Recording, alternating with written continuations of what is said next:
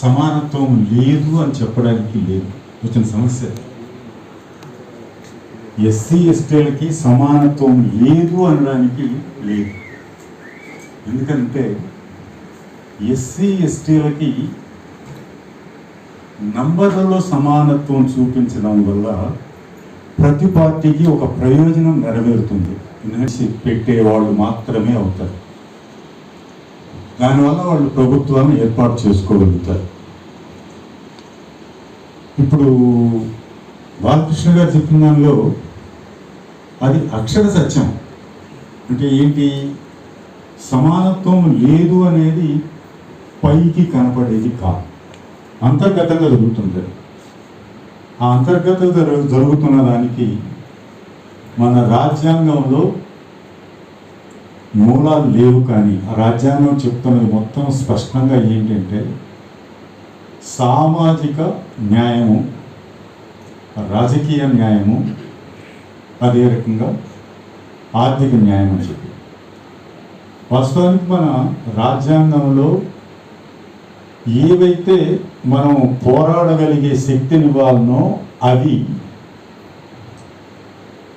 రాజ్యాంగం టెక్స్ట్లో లేవు.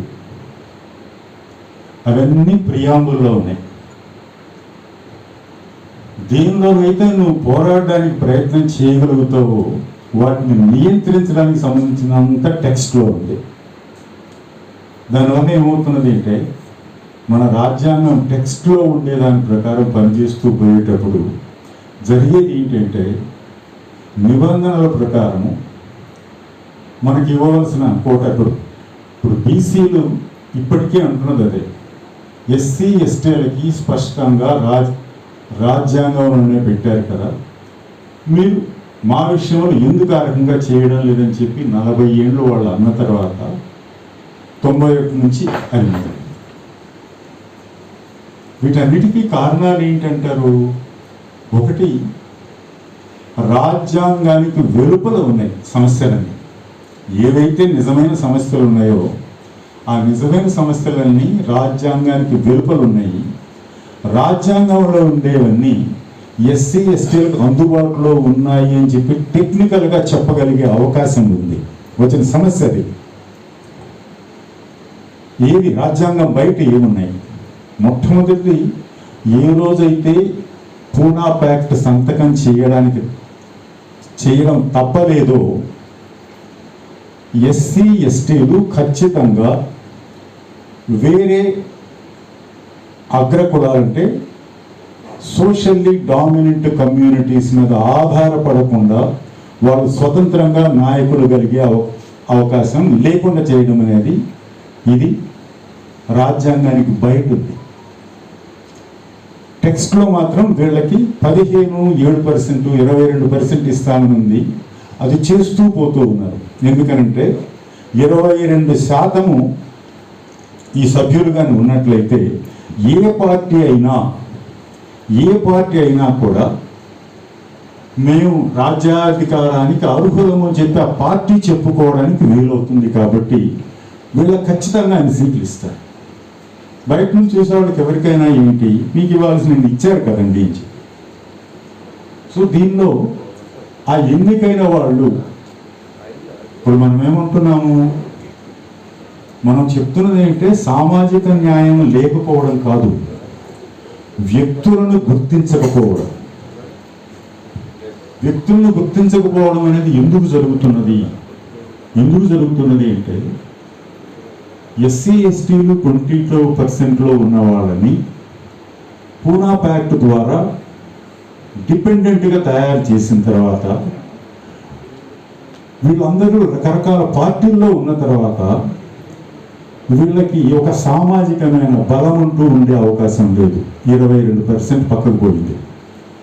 తర్వాత విమెన్ కోసం అని చెప్పి హిందూ కోడ్ బిల్ అంబేద్కర్ పెట్టడంలో ఉద్దేశం అంటే 50% ఉన్న విమెన్ వాళ్ళకి సామాజిక న్యాయం జరగాలి అంటే వాళ్ళకి రిప్రజెంటేషన్ రావాలి అని చెప్పి దాన్ని రాకుండా చేయడం అనేది తొలిసారి జరిగిన దీర్ఘమైన చర్చ పార్లమెంట్లో. ఆ తర్వాత రకరకాల యాక్ట్స్ వచ్చాయి. కానీ 50% మందిని అడుక్కునే వాళ్ళుగా చేయడం అనేది, అంటే అంతకుముందు 22% మీకు ఇవ్వడానికి ఇస్తాం, కానీ వీళ్ళెవరు కూడా మళ్ళీ నాయకులుగా ఎదక్కపోవడానికి ఒకే ఒక కారణం ఏంటంటే వీళ్ళ జాతి సమస్య మాట్లాడినట్లయితే రెండోసారి వాళ్ళకి టికెట్ ఇవ్వడం అనేది జరగడం లేదు. అందుకని ఈ కులాలు ఎక్కడ కూడా రాజకీయ కుటుంబాలు లేవు. మీరు కావాలంటే చూడండి, రాజకీయ కుటుంబాలు ఇక్కడ ఉండకూడదు అని చెప్పి అర్థం. రాజకీయ కుటుంబాలు వీళ్ళ దగ్గర నుంచి రాకూడదు అంటే మన సూత్రాలు అనేవి న్యాయం గురించి మాట్లాడతాయి, వాటి వివరణలన్నీ అన్యాయానికి దారితీస్తాయి. ఇప్పుడు మన దగ్గర జరుగుతున్నది అదే. మన సూత్రాలన్నీ చాలా నీతివంతంగానే ఉంటాయి. మన సూత్రాలన్నీ న్యాయము, ధర్మము వీటిని గురించే మాట్లాడతాయి. వాటి ఆచరణ దగ్గరకు వచ్చేటప్పటికి పైకి కనిపించేటట్టుగా ఉంటుంది న్యాయం అనేది. కానీ అంతర్గతంగా చూస్తే ఎవరికి దక్కాలో వాళ్ళకి దక్కకుండా పోవడము, వాళ్ళు ఎవరైనా కానీ దాని గురించి మాట్లాడినట్లయితే, గట్టిగా మాట్లాడినట్లయితే నెక్స్ట్ టైం అదే కమ్యూనిటీలో మీకు ఇంకొకరిని పోటీ తీసుకొని వస్తారు. సో న్యాచురల్లీ ఏమవుతుంది, టెక్నికల్గా చూసే వాళ్ళకి మీ కమ్యూనిటీలో ఇచ్చారు కదండి అని అన్నప్పుడు మీరే చీలిపోవడానికి కారణంగా చూపించబడుతున్నారు. మీ అంతటి మీరు చీలిపోవడం లేదు. మీరు చీలిపోయేటట్టుగా చేసిన దానివల్ల జరిగేది ఏంటంటే, ఎప్పటికీ కూడా ఇన్ని పార్టీల్లోకి వెళ్ళిన తర్వాత ప్రతి పార్టీకంటూ దాని నిబంధనలు ఉంటాయి, దాన్ని కాదనడానికి లేదు.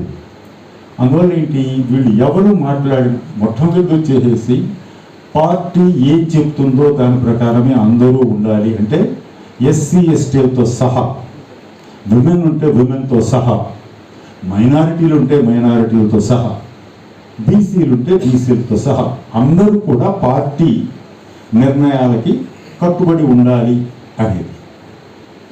అట్లా కాకుండా ఎవరైనా మాట్లాడినట్లయితే జరుగుతున్నది ఏంటి, నెక్స్ట్ ఎలక్షన్లో వేరే వాళ్ళకి ఇవ్వడం జరుగుతుంది. దాన్ని బయట నుంచి చూసే వాళ్ళకి ఏం చెప్తారు, వాళ్ళ కమ్యూనిటీలోనే ఇచ్చాం కదండి, వాళ్ళ కమ్యూనిటీలోనే ఇచ్చాం కదా. అందువల్ల ఏమవుతున్నదంటే, మనం పార్టీలుగా చీలిపోయాం. పార్టీలుగా చీలిపోయిన తర్వాత మీరు ఎంతకాలం చేసినా కూడా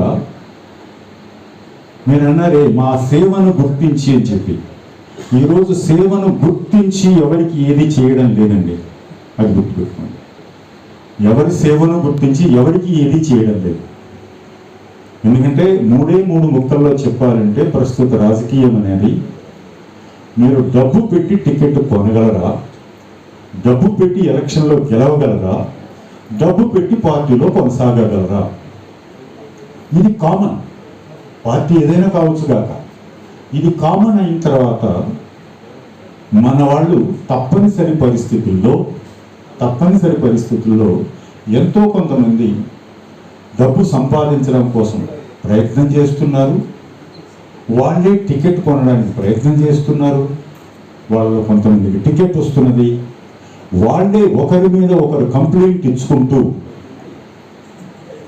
అతనికన్నా నేను మీకు ఇంకా ఎక్కువ సేవ చేయగలనండి అని చెప్పుకోవాల్సిన దుస్థితిలో ఉన్నాం. దీనిలో ఆ వ్యక్తులను ఎవరిని తప్పుపట్టడానికి లేదు, వచ్చిన సమస్య అది.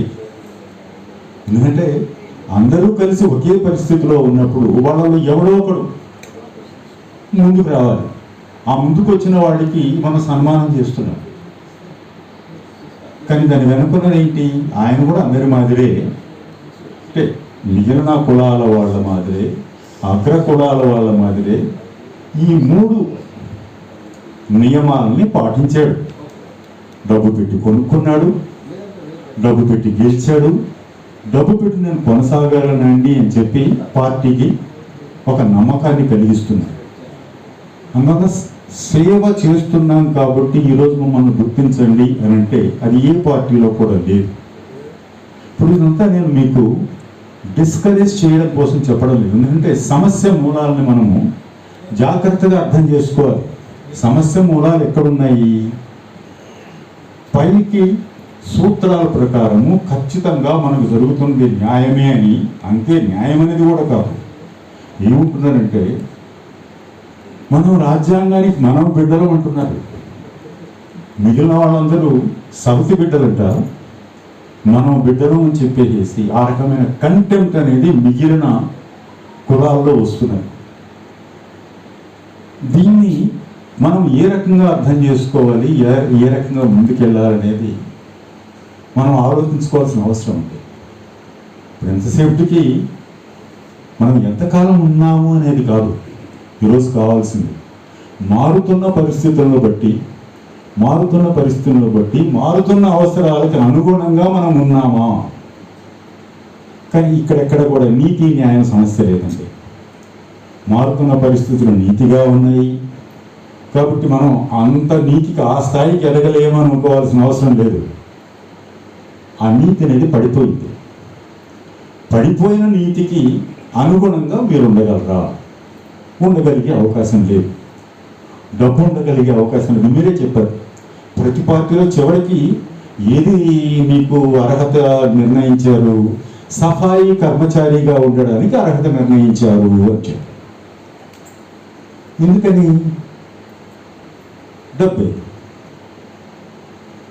డబ్బు పెట్టి, ఇప్పుడు మనలోనే ఎవరు డబ్బు పెడుతున్నారో వాళ్ళకి టికెట్ ఇస్తున్నారుగా. ఎవరు డబ్బు పెడుతున్నారో వాళ్ళు గెలిస్తే వాళ్ళ కోసం పార్టీ పనిచేస్తున్నదిగా. ఎవరు డబ్బు పెట్టి పార్టీలో కొనసాగలుగుతున్నారో వాళ్ళు ఉంచగలుగుతున్నారుగా. కానీ వాళ్ళకి ఎందుకు పదవులు ఇవ్వడం లేదు అని అంటున్నారు. పదవుల దగ్గరికి వచ్చేటప్పటికి మళ్ళీ ఇదే 3 సూత్రాలు ఉంటాయి. ఇదే 3 సూత్రాలు ఉంటాయి వాళ్ళల్లో కూడా. వాస్తవానికి అగ్రకులాలనంత మాత్రం అగ్రకులాల్లో ఉన్న వాళ్ళందరికీ ఆటోమేటిక్గా పదవులు ఇచ్చేయడం లేదు. వాళ్ళల్లో మళ్ళీ బిడ్డింగ్ ఉంటుంది. ఎవరు హయ్యెస్ట్ ఇవ్వగలుగుతారు మొట్టమొదట, రెండోది ఎవరు పార్టీని పోషించగలుగుతారు, పార్టీని వ్యక్తుల్ని కాదు, ఎవరు పార్టీని పోషించగలుగుతారు, మూడోది పార్టీని పోషిస్తూ నేను ఎంతకాలమైనా కొనసాగగలను అనే నమ్మకం కలిగించాలంటే ఏంటి? మీ ఆర్థికమైన శక్తిని చూపించగలగాలి. ఇది చేయగలిగే అవకాశం ఎందుకు లేదు? మనల్ని 3 రకాలుగా, ఒకటి పూనా ప్యాక్ట్ ద్వారా ఎస్సీ ఎస్టీలని, హిందూ కోడ్ బిల్ అనే దాన్ని సమానత్వం కోసం మొదట్లోనే చేయవలసిన దాన్ని అది చేయకుండా పీస్ మిల్లో ఎప్పుడైతే చిన్న యాక్ట్స్ చేసుకుంటూ వచ్చారో, మన దేశంలో యాక్ట్స్ అనేవి చాలా గట్టిగా ఉంటాయి. వాటి ఆచరణ అంతకన్నా దౌర్భాగ్యమైంది, దౌర్భాగ్యతనం ఇంకెక్కడ ఉంది, ప్రపంచంలో ఎక్కడ కూడా ఉంది. మొన్న మధ్య వాట్సాప్లో ఎవరో ఒకరు కమ్యూనికేట్ చేశారు. గొప్ప గొప్ప విషయాలన్నీ మనమే చెప్పాము, కానీ ఇవన్నీ ఆచరించే వాళ్ళు వేరే దేశాల వాళ్ళు ఉన్నారంట. పితృదేవో భవ, మాతృదేవో భవ, గురుదేవో భవ అని చెప్పింది మనము, కానీ దాన్ని ఆచరిస్తున్న వాళ్ళు ఆస్ట్రియా వాళ్ళంట. ఇట్లా చెప్పుకుంటూ పోయి వసుదైవ కుటుంబం అని చెప్పింది కూడా మనమే అంట. కానీ ఎన్ని చీలికలు చేయాలో అన్ని చీలికలు చేసింది కూడా మనమే. మొత్తం ప్రపంచాన్ని ఒక కుటుంబం అంటున్నాం మనము. మన దేశంలోనే ఎన్ని చీలికలు చేయాలో అన్ని చీలికలు చేసుకొని వసుదైవ కుటుంబాన్ని గురించి ఏమని మాట్లాడుతున్నాము? తర్వాత డెమోక్రసీలో కావాల్సింది ఏంటి? ప్రతి వ్యక్తి గర్వంగా నా శక్తియుక్తులతో నేను ఇది సంపాదించుకున్నాను అని సంతృప్తిగా బతకగలిగే వాతావరణం అనేది. అది లేకుండా మనం మదర్ ఆఫ్ డెమోక్రసీ అంట మన దేశం. మదర్ ఆఫ్ డెమోక్రసీ అంటే అసలు డెమోక్రసీ అనేది ఇక్కడే పుట్టిందంట. ఏం మాట్లాడతామండి? వసుదైవ కుటుంబము మన దగ్గరనే పుట్టి, డెమోక్రసీ మన దగ్గరనే పుట్టి, తర్వాత అన్ని గొప్ప గొప్ప విషయాలన్నీ మన నుంచే మొదలయ్యి తీరా ఆచరణలోకి వచ్చేటప్పటికి ఇవి ఏ మాత్రం కూడా అందుబాటులోకి రాని వాతావరణాన్ని ఇప్పటికీ మనం కొనసాగిస్తూ ఉన్నాం. ఈ కొనసాగించడంలో మనము తప్పనిసరి విక్టిమ్స్గా కొనసాగుతున్నాం. ఇప్పుడు మీరు నిరాశపడుతున్నారు, కానీ ఇక్కడ సమస్య ఏంటంటే దాని నుంచి బయటపడగలిగే అవకాశం లేకుండా చేస్తున్నారు. మీరు ఇప్పుడు ఇట్లా అన్నారు, రేపు మిమ్మల్ని ఒక పదవిలో పెట్టారంటే దాని అర్థం, దయచేసి మీరేమి అపార్థం చేసుకోవద్దు, మీ శక్తియుక్తులను గుర్తించి చేశారని మాత్రం అనుకోకండి దయచేసి. బంగారు లక్ష్మణ్ గారిని చేసినా ఇంకొకరిని చేసినా ఆ సమయంలో ఎవరు పనికొస్తారు వీళ్ళల్లో? మనం ఇప్పుడు టోకనే మనల్ని ముందు పెట్టి దేశానికి ఆ క్యారెక్టర్ ఉందని చెప్పి ప్రపంచానికి చూపించాలి. ఒక ప్రెసిడెంట్ని చేసినంత మాత్రాన మీకు నాకు వచ్చేదేం లేదు. కానీ ప్రపంచానికి ఏం చెప్తారు? ఒక దళితుడిని ప్రెసిడెంట్ చేశామండి అంట, ఒక గిరిజనుని ప్రెసిడెంట్ని చేశామండి అంట. అది ప్రపంచానికి చూపించుకోవడానికి మాత్రమే. మనకు దానివల్ల వచ్చే ప్రయోజనం ఏమీ లేదు, మీకు నాకు వచ్చే ప్రయోజనం లేదు. అయితే ఇక్కడ మనం అర్థం చేసుకోవాల్సింది ఏంటి? మన ముందున్న సమస్యల్ని మనం పరిష్కారం చేసుకోవడం ఎట్లా అని ఆలోచించాలి తప్పితే, ఎందుకంటే 3 సమస్యలు ఉన్నాయి. మనం కూడా ఇప్పటికీ కూడా మగవాళ్ళే రాజకీయంలో ఉండాలన్న ఆలోచన మనకు ఉన్నది. తర్వాత ఎస్సీలంతా ఒకటే గ్రూప్ కింద తోసేస్తే అది అట్లనే ఉండాలని అనడం కూడా మనకే ఉన్నది.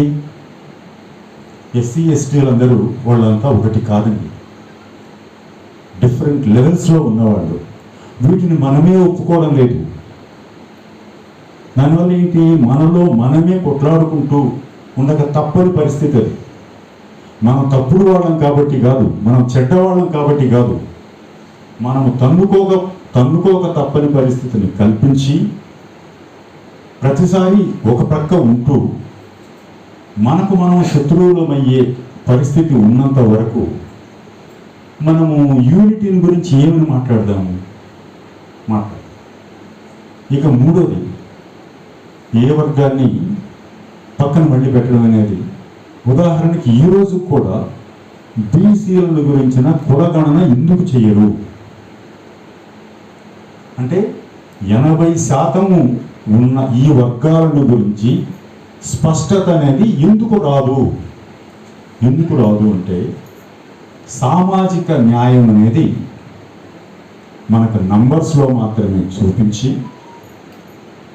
వాస్తవం జరిగేది ఏంటంటే ఎవరైతే సోషల్లీ డామినెంట్ కమ్యూనిటీస్ ఉన్నాయో వాళ్ళ చేతుల్లో పార్టీలు ఉంటాయి. వాళ్ళ చేతుల్లో పార్టీలు ఉన్నప్పుడు మీరు ఆ పార్టీలోకి వెళ్ళినప్పుడు పార్టీకి అనుగుణంగా మీరు ఉండవలసింది తప్పితే ఆ పార్టీకి సంబంధం లేకుండా మీరు ఎప్పుడైతే బయటపడతారో మీరు ఒక్కరు మాత్రమే బయటపడతారని గుర్తుపెట్టుకోండి. మీ స్థానంలో ఇంకొకరు వస్తారు మీ కమ్యూనిటీ నుంచే. పైకి ప్రపంచానికి ఏం కనిపిస్తుంది? మీ రిప్రజెంటేషన్ ఉంది కదండి, రిప్రజెంటేషన్ ఏంటి? మీకే ఇవ్వాలా ఏంటి? మీ కమ్యూనిటీ నుంచి ఇంకొకరికి ఇచ్చాం కదా. సో ఇది ఇలా కొనసాగుతూనే ఉన్నది. వాస్తవానికి మనం రాజ్యాంగంలో చూసినట్లయితే రాజ్యాంగం రాసేటప్పుడు ఎంత తీవ్రమైన చర్చ జరిగింది అంటే మీరు నమ్మరు, 5 రకాల రాజ్యాంగాలు తయారు చేశారు. ఎవరు? మనుస్మృతినే ఎందుకు ఉంచకూడదు అని చెప్పి జనసంఘ వాళ్ళంటే, గాంధీ గారి దాని ప్రకారం కాన్స్టిట్యూషన్ ఎందుకు తయారు చేయకూడదు అని చెప్పి ఒక ఆయన తయారు చేశారు, సంజయ్ అగర్వాల్ అని చెప్పి. తర్వాత మొత్తం ఈ దేశంలో కులం సంగతి పక్కన పెట్టేసేయండి, ఇక్కడ కావాల్సింది ఆర్థిక న్యాయం అని చెప్పి ఎంఎన్ రాయ్ గారు ఆయన కాన్స్టిట్యూషన్ తయారు చేశారు. అంటే ఏంటి? వీళ్ళెవ్వరు కూడా అంతర్గతంగా వాళ్ళు చూస్తుంటే కులాన్ని గుర్తించడానికి వాళ్ళెవరూ కూడా ఇష్టపడలేదు. కులాన్ని గుర్తించినంత వరకు మనకు గుర్తింపు లేదని గుర్తుపెట్టుకోండి. మనకున్న ఉనికే కులం. కులం వల్లనే మనము అణగదొక్కబడ్డాము. కులం వల్లనే ఇప్పుడు ఒక ఫ్రేమ్లో పెట్టబడ్డాము. కులము వల్లనే ఈరోజు అన్ని ఇబ్బందులు. టెక్నికల్గా మనం అందరికీ పనికొస్తాం, కానీ ప్రాక్టికల్గా మనకు మనం పనికిరాం. కానీ ట్రాజిడీ ఏంటి? మనమే తిట్టుకుంటూ ఉండాల్సి వస్తుంది. పేదరికం ఇంట్లో చాలాసార్లు తండ్రికి ముందు భోజనం పెట్టి చిన్నపిల్లలకు భోజనం పెట్టకుండా ఉండే వాతావరణం ఉండేది. బయట నుంచి చూసిన వాళ్ళు ఏంటి, చిన్నపిల్లడికి కదా ముందు పెట్టాలి చెప్పి. కానీ ఆ ఇంట్లో వాళ్ళ లాజిక్ వాళ్ళకున్నది. పెద్దవాడు కాబట్టి తండ్రికి ముందు పెట్టాలి అని. తర్వాత పెద్దవాడు ముందు తండ్రి తిన్నట్లయితే మిగిలిన వాళ్ళకి కావాల్సిన సంపాదించి పెట్టుకోగలిగే శక్తి వస్తుంది కాబట్టి తండ్రి తిన్నారు. కానీ బయట నుంచి చూసే వాళ్ళకి ఏమనిపిస్తుంది, ముందు చిన్నపిల్లడికి ఎలా పెట్టాల్సి. ఇది న్యాయము ధర్మం. మరి కొన్ని వేల ఏళ్ళుగా అణచబడిన వాళ్ళు, వెనకబడిన వాళ్ళు ఉన్నారు. వీళ్ళని మనతో కలుపుకొని పోవాలనే ఆలోచన అనేది ఒక సగటు భారతీయుడికి కలగదండి. అది గుర్తుపెట్టుకోండి. ఒక సగటు భారతీయుడికి మనం అందరము మనుషులుగా సమానమే అని ఒప్పుకోవడం అనేది కష్టం.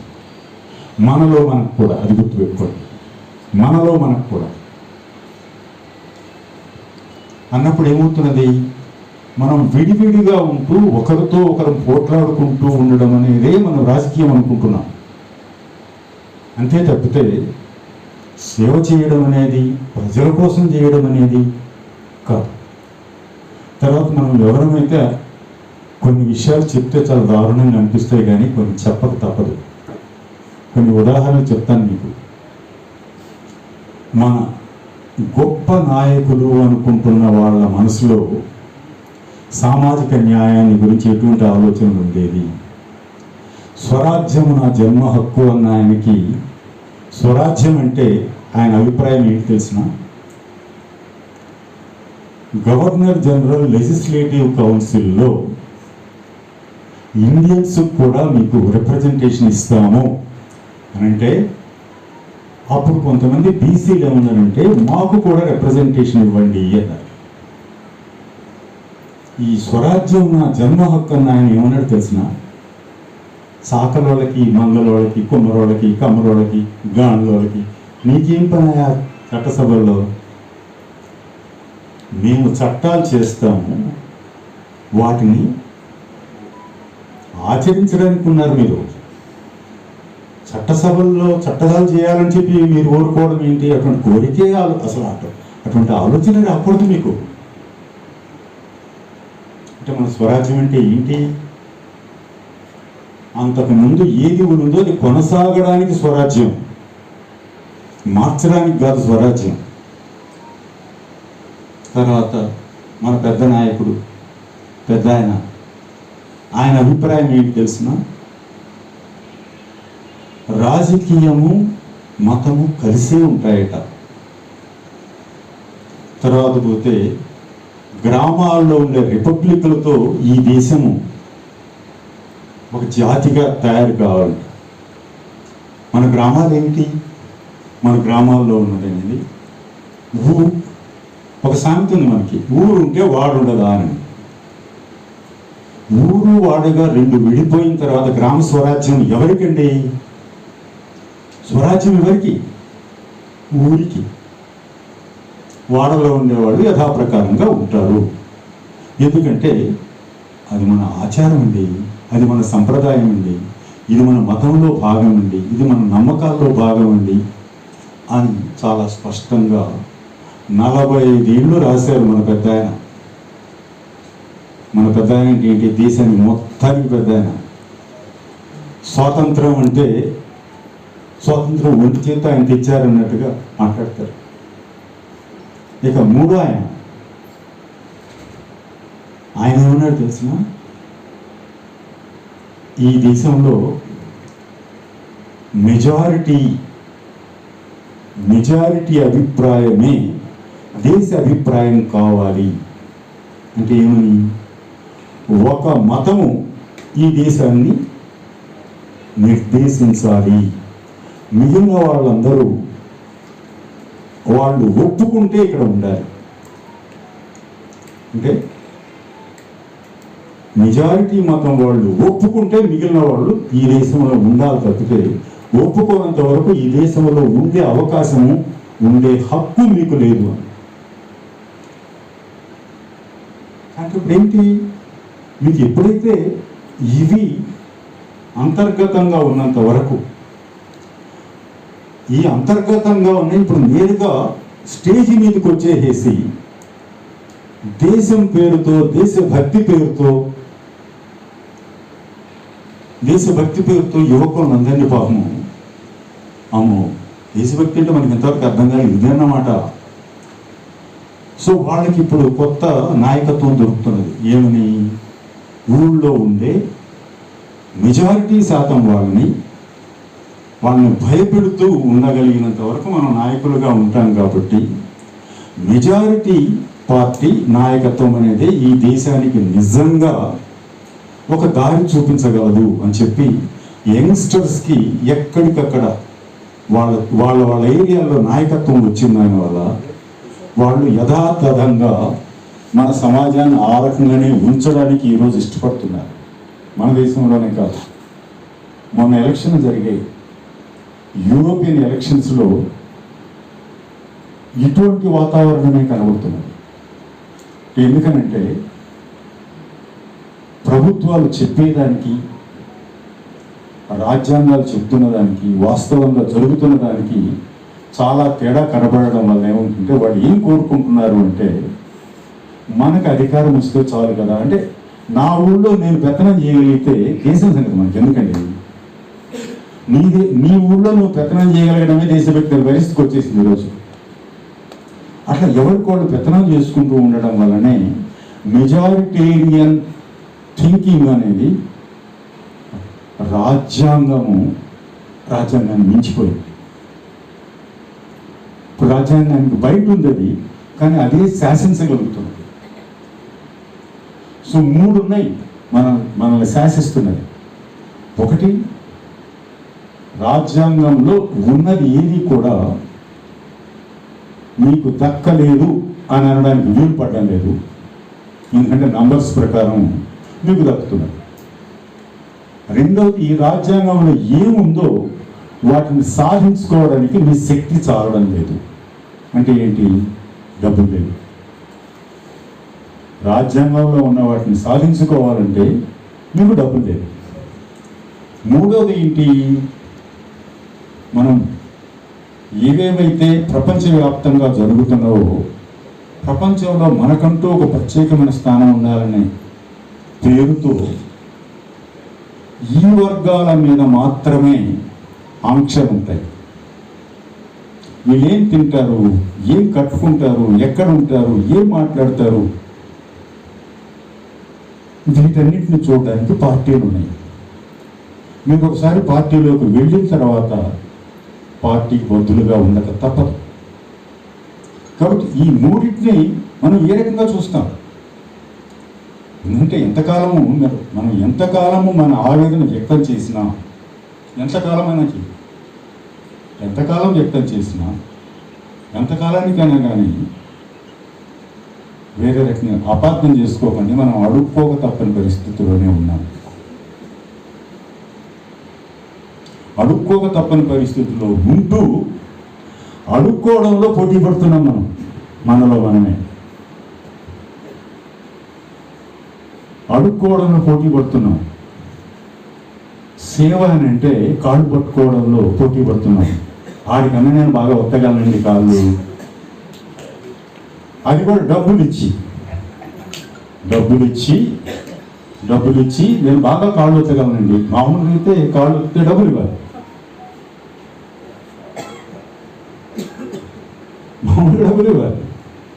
అటువంటిది నువ్వు డబ్బులు ఇచ్చి నువ్వు కాళ్ళు ఒత్తడానికి వెళ్ళడం అనేది సామాజికంగా మన సిస్టమ్ అనేది ఇంకా మారకపోవడానికి కారణం ఏంటంటే మనం ఇప్పటికీ కూడా విడివిడిగా ఉంటూ మనలో మనమే ఫైట్ చేసుకుంటూ ఎంతకాలం మనం ఇట్లా మాట్లాడుకున్నా కూడా మన కన్నీళ్ళకి మన సేవకి కరిగేవాళ్ళు ఎవరు లేరు.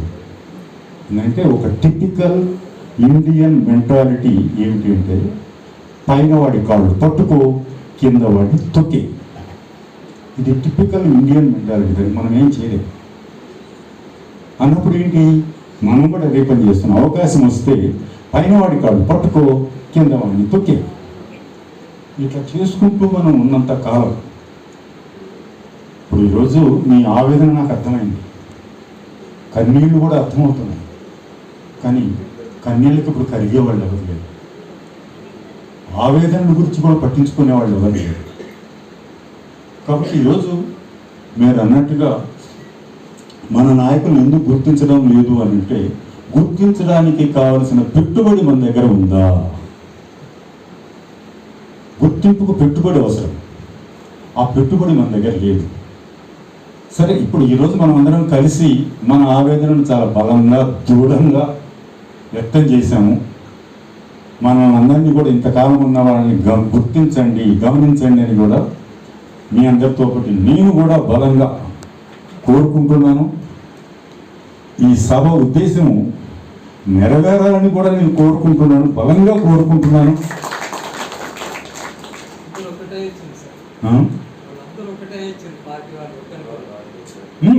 అంటే మరి నేను కూడా బలంగా కోరుకుంటున్నాను. అందరము కలిసి ఉన్నంత వరకు, మనం కలిసి ముందుకు వెళ్ళడానికి మనలో మనకున్న విభేదాలను పక్కన పెట్టగలిగినంత వరకు మనం ఎంతో కొంత విజయం సాధిస్తాం. అటువంటి విజయం సాధించాలని, దానికి మన వాళ్ళందరూ కలిసి రావాలని ఇంతకుముందు బాలకృష్ణ గారు చెప్పారు. నెక్స్ట్ మీటింగ్ కన్నా కొంచెం ఎక్కువ మంది రండి అని చెప్పి, ఇంకొంచెం ఎక్కువ మంది రండి, ఈ ప్రయత్నం ఇలా కొనసాగాలని, మన వాయిస్ బలంగా వినిపించాలని, దానికోసం ఇక్కడ ఉన్న అందరూ కూడా సాధ్యమైనంత బలంగా ఆ గొంతు వినిపిస్తారని చెప్పి మనస్ఫూర్తిగా కోరుకుంటూ, నేను ఒక రకంగా చెప్పాలంటే అక్కడ రాసిన దానికి ఆయన చెప్పిన దానికి పూర్తిగా వేరేగా మాట్లాడాను అని నాకు తెలుసు. కానీ విషయం ఏంటంటే, మనమన్నా మాట్లాడుకోకపోతే ఎట్లా? ఏం చేస్తాం ఏంటంటే, గొప్ప నాయకులు ఉన్న వాళ్ళ అభిప్రాయాలు విన్నారు కదా. ఒక్క మాటతో చెప్పి ముగించేస్తాను నేను.